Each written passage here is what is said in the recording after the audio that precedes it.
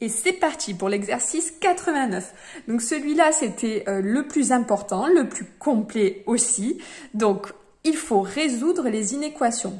Résoudre les inéquations, ça veut dire tout simplement déterminer x tel que 3x moins 4 est supérieur ou égal à 0.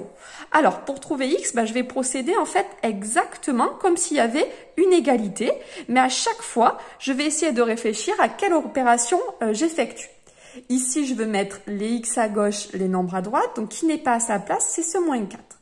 Qu'est-ce que je dois faire comme opération pour enlever ce moins 4? Eh bien, je dois faire plus 4 à gauche et à droite. Donc ici, le but de faire plus 4, c'est que ce moins 4 va disparaître et je vais avoir 0 plus 4, 4. Est-ce que l'ordre change? Non, parce que j'ai ajouté un nombre, qu'il soit positif ou négatif. Quand on ajoute, c'est pas gênant. Maintenant, j'ai 3x supérieur à 4 et je veux seulement x. Je vais donc diviser par 3. Si 4, je divise par 3, je vais obtenir 4 tiers, je reste en valeur exacte. Et là, je réfléchis, attention, en plus j'ai une division. Est-ce que l'ordre change? Non, l'ordre est conservé parce qu'on a divisé par un nombre positif. Vous avez le droit d'écrire à cette étape-là aussi d'écrire le divisé par 3. Par contre, je vous conseille ici, si vous faites ça, de le faire à une ligne en dessous, tout simplement parce que si vous divisiez par un négatif, il faudrait que vous fassiez évoluer le signe. Là, ici, l'ordre changerait. Or, ici, donc, plutôt refaire une ligne si vous utilisez cette expression. Donc, vous avez x supérieur ou égal à 4 tiers, et ça, c'est le plus important pour moi. Dans l'exercice pour information, on vous demandait de l'écrire sous forme d'intervalle. Si on est plus grand que 4 tiers, ça veut dire que, ça veut dire qu'on appartient. Plus grand que 4 tiers, ça veut dire qu'on est entre 4 tiers et plus l'infini. Pourquoi est-ce que je prends le 4 tiers? Eh bien, parce qu'il y a écrit supérieur ou égal. Et si je trace sur une droite, je représente ici 4 tiers. Ça veut dire que les solutions, c'est de 4 tiers à plus l'infini. C'est ici, cette partie-là n'est pas solution. Voilà, ça c'était notre chapitre 1, donc on en profite pour faire quelques petits rappels. On passe au suivant. Moins 2x, moins 8 positif. Ici, qu'est-ce qui n'est pas à sa place? Le moins 8. Donc pour ça, je vais faire plus 8 de chaque côté. Ici, ça va me permettre de faire disparaître le moins 8. Ici, donc 0 plus 8, ça fait 8. Est-ce que l'ordre change? Non, parce qu'on ajoute un nombre. Maintenant, d'ici à l'opération suivante, je dois diviser par moins 2. Alors, c'est ce que j'essayais de vous expliquer tout à l'heure. Si vous voulez mettre le trait de fraction, il faut que vous réécriviez, en fait, votre expression. Regardez, hop et hop. Donc ici, j'ai moins 2x et je veux juste x, donc je vais diviser par moins 2. Bien évidemment, si je le fais à gauche, je le fais forcément à droite. Sauf que ici, je réfléchis. Si je divise par moins 2, je divise par un négatif, donc l'ordre change. Voilà pourquoi vous ne pouvez pas écrire moins 2 sur la ligne du dessus, puisque vous n'auriez pas la bonne inégalité.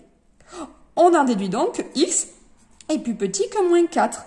Alors ça, sous forme d'intervalle, si on est plus petit que moins 4, plus petit, ça veut dire qu'on est entre moins l'infini et moins 4. Est-ce que je prends moins 4? Non, parce qu'il n'y a pas le signe égal. Si je le trace sur une droite graduée, je crois qu'on vous le demande là, oui, une droite numérique. Donc, on va de moins l'infini à moins 4, je ne prends pas moins 4, et je barre ce qui n'est pas solution. On continue, petit c. Alors, ici, les x d'un côté, les nombres de l'autre.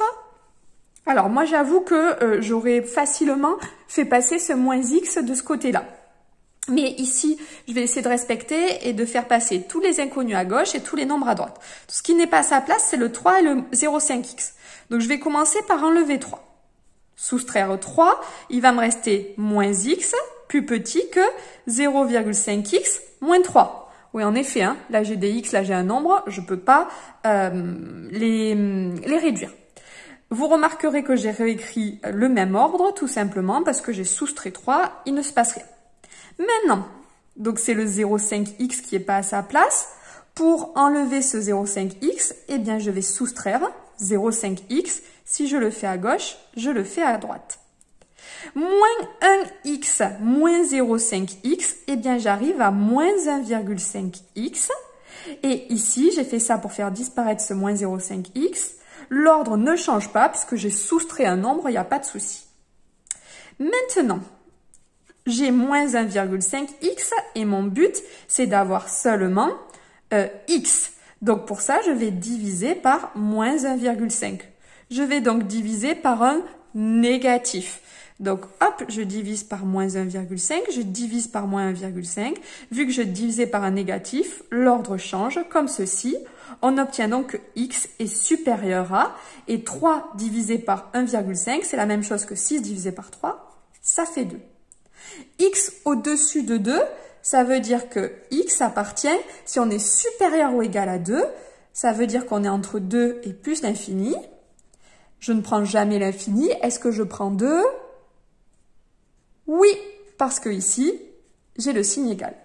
Si je dessine une droite graduée, voici 2.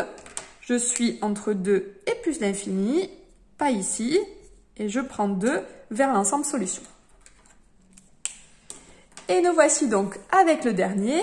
Donc, hop, pareil ici. Celui-là, il est à la place, c'est celui-ci qui n'est pas à sa place. Si je veux faire disparaître un 1, l'opération à effectuer, c'est moins 1. Je vais donc obtenir moins 6x et 3 quarts moins 1. 3 quarts moins 1.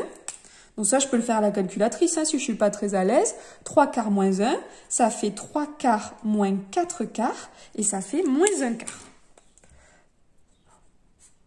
En effet, on a 0,75 moins 1, ça fait moins 0,25. Vous pouvez le laisser comme ça. Hein. Donc, l'ordre ne change pas. Vous pouvez laisser moins 0,25. L'ordre ne change pas puisqu'on a soustrait un nombre. Et là, on y arrive. Donc, j'ai moins 6x, je veux x. Quelle est l'opération qu'il faut que je fasse? Eh bien, je vais diviser par moins 6.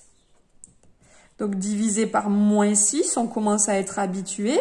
Si je divise par moins 6, l'ordre change et je vais obtenir que x, il va être supérieur à. Alors là, donc vous pouvez soit laisser faire avec la calculatrice en tapant bien moins 1 quart entre parenthèses divisé par moins 6. Moins 1 quart divisé par moins 6, un négatif par un négatif, déjà ça fera un positif. Et ensuite, divisé par moins 6, c'est multiplié par l'inverse de moins 6. Donc j'obtiens 1 sur 24. Alors, ici, x au-dessus de 1 sur 24, ça veut dire que x appartient à l'intervalle 1/24e plus l'infini. Plus l'infini, je ne le prends jamais, et 1 sur 24, je ne le prends pas. Je vérifie juste parce que je trouve que mon résultat est bizarre. Est-ce que je me suis trompée quelque part? Est-ce que j'ai bien écrit 1 moins 6x moins 1, moins 6x ici, ok. Tchac, tchac, tchac. Ici, j'ai divisé par moins 6. Non, mais ça paraît bien, d'accord. C'est un peu original comme résultat, mais pourquoi pas. Allez, donc les solutions, au-dessus, donc hop, solution c'est ici, je tourne le dos aux solutions, et ça ce sont les solutions que je prends pas. Voilà pour ce gros exercice, il était compliqué, je vous avais prévu du temps dessus, j'espère que vous avez essayé de le travailler, là encore il est plutôt important pour le WIMS, que vous allez d'ailleurs pouvoir maintenant attaquer. Voilà, je vous souhaite bon courage, n'hésitez pas à me contacter si vous avez la moindre difficulté.